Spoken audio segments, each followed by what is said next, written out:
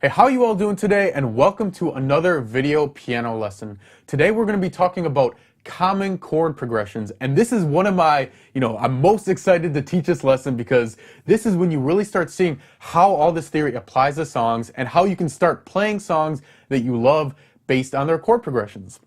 So before you go over this, I'd highly suggest take out your chord sheet if you have it, because you're going to have to find chords fast, and it might be nice to have that as kind of a reference, so when you're trying to find chords in a chord progression, you can quickly look them up. Alright, so basically, just as how we looked at chords and each chord has a certain tone, like the 4 chord is typically a strong tone, the 1 chord is a home chord, the 5 chord is a tension chord. There's the same thing with chord progressions. Different chord progressions have specific feels to them, and songwriters know this, and they know their chord progressions, and that's how they write certain songs. So for example, there's a certain chord progression that sounds really catchy and poppy. So if you want to write a cool catchy song, you use that one. There's another one that sounds very emotional, and if you want to write a sad emotional song, you probably start out with that chord progression. Alright, so here are, I'm just going to give you 4 or 5 of the very common chord progressions. So the first one is the 1, 5, 6, 4 chord progression. This is the most common by far pop chord progression, and I call it the catchy progression because it's super poppy, it's super catchy, it gets stuck in your ears super easily. Here's what it sounds like. I'm sure you've heard it before. So 1, 5, 6, 4. And I'm sure you've heard the...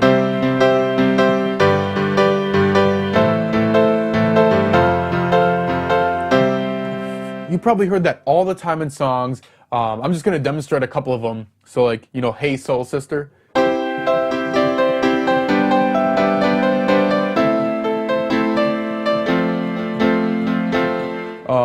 Cruise is in this one. The baby you a song, you make me wanna roll my...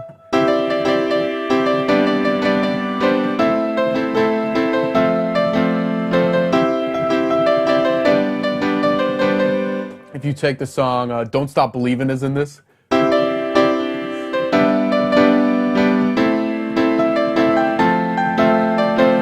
There's a ton of songs that use this chord progression.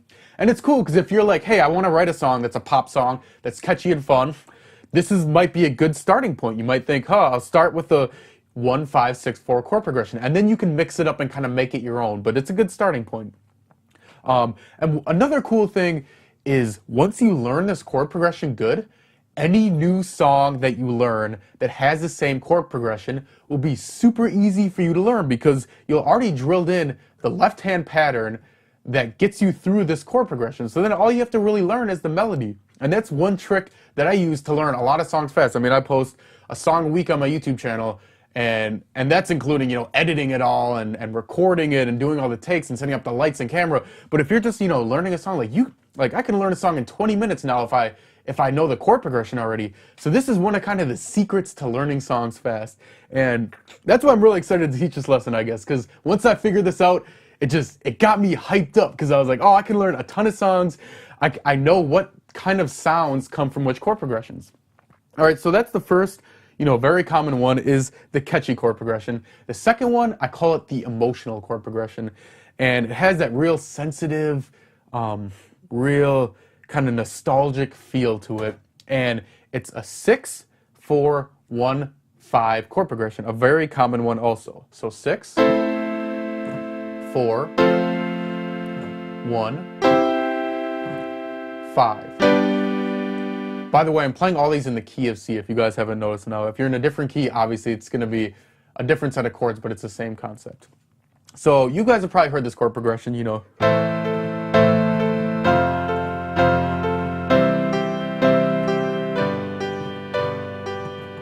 has that very emotional feel to it. If you take Apologize, It's Too Late to Apologize, that song's what is it? It's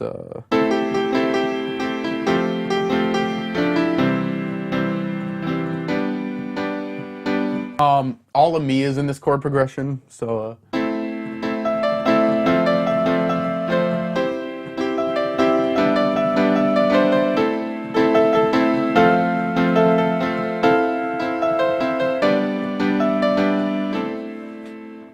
cool thing that I learned is you can take a song that doesn't have this chord progression and you can throw this chord progression in and it'll sound cool. And it's this little trick I learned. So let's say you're taking the song Fancy by Iggy Azalea. I don't know if you guys know that song, but it's the I'm so fancy, you already know. Like, that's not a sad, sensitive song. That's like a, upbeat, catchy, fun pop song. But let's say you want to make it emotional. All you got to do is stick in the 6-4-1-5 chord progression and it'll sound emotional. So here's what it sounds like with that progression.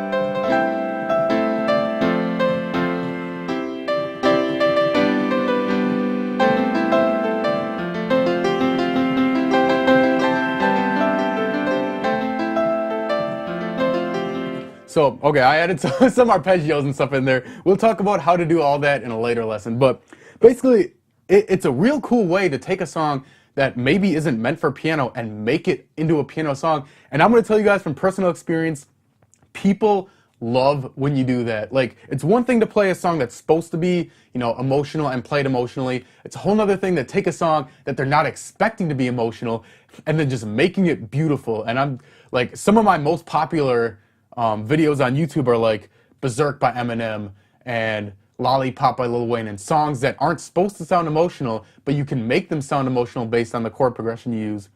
So that's the second kind, the emotional one. All right, so the next chord progression I want to talk about is what I call the car ride chord progression. And it's the chord progression 4, 1, 6, 5. Here's what it sounds like. 1, 6, 5. And I like to call it the car ride chord progression because to me, it gives me that feeling of, I'm just riding in the car with my buddies, the sun is shining, the windows are down, it's really chill and upbeat and fun. And so in the context of, what it would sound like in an actual song, it sounds kind of like this.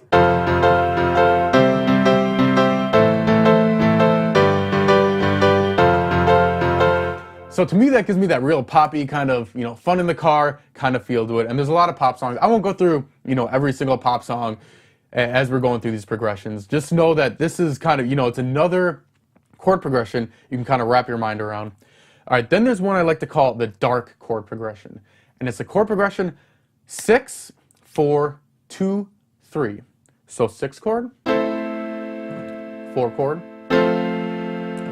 2 chord, 3 chord. And you'll notice this chord progression uses a lot of minor chords, which are the sad, dark sounding chords, and that's what gives us this dark tone. But in context, it might sound something like this.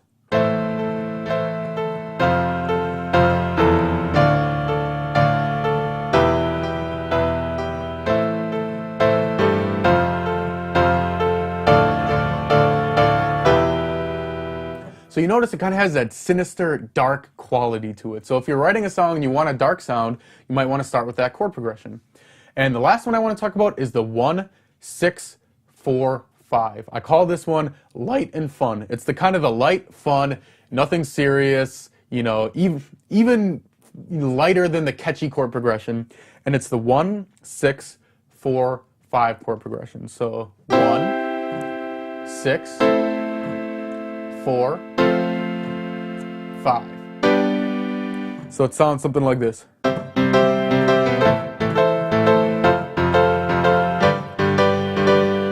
Like, to me, this gives me the feeling of like someone just, playing a ukulele and chilling out, and it's just real light and fun. So that's another chord progression you guys can experiment with. Those are the most common chord progression. There's obviously are a lot more, but if you learn, even if you learn, honestly, well, let's just go through them all again. So the first one was the catchy chord progression. That's 1, 5, 6, 4. 2 was the emotional, which is 6, 4, 1, 5. 3 was the car ride. 4, 1, 6, 5. 4 was the dark. 6, 4, 2, 3. And the last one was the light and fun chord progression. 1, 6, 4, 5. And honestly, if you just learn the first two, the catchy and the emotional, that's probably like 60% of pop songs out there. Like, I would probably estimate around 60%. A lot of them use that progression. So If you want to, and then once you know those, like I said before, if there's another song with that same chord progression, it's really easy and fast to learn it. So I hope this lesson was helpful for you guys. I hope you really got some motivation and a kind of insight into how this can actually, and how theory can actually be applied to music and applied to songs. So I hope this guys help you, and peace out and happy practicing.